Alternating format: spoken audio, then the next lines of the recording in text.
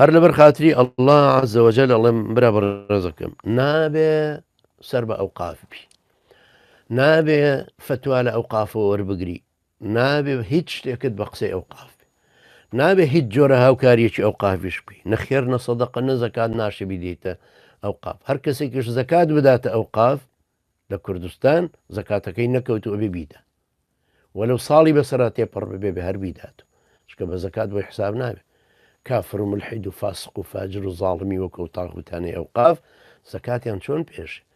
ئیمامی بن تەیمیە ڕەحمەتی خوا لێ بێ فەرمێ ناشێ زەکات بدرێتە یەکێک کە بزانرێ خیانەتی لێ نایگەێنێتە مستحقەکانی، هۆ لەکوێ گەێنە مستحقەکانی شەو شەرابی لەسرە خۆنەوە.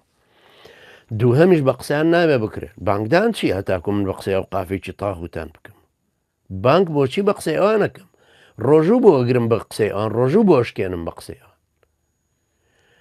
لەبەرەوە هەروەکوتم بە و بە ڕێزانەکە لە کوردستان لە باشوور سەر بە مەدخەلیەکان بە لە بانگۆ لە بەربانگ و لە پارشێوکردنەکەتە بەربانگیان کردەوە لەگەڵان بەربانگ بکەرەوە تر موافقی ئەوقافە یا موافقنی ئەگەرزانی تەبەنەوانش سەر بەخۆ بوون، ئەگەروانش سەر بە ئەوقابوونەوان تعلیماتی ئەوقافیان تەنفیز کرد یوانش تەنفیز بک ئەو کاتە بگەڕێتاوکو خواناسێگە دۆزیتەوە بۆ ئەوی دەلیلت بداتێک کەکەی بەربانگەوکەی پارشێ و کۆتایی.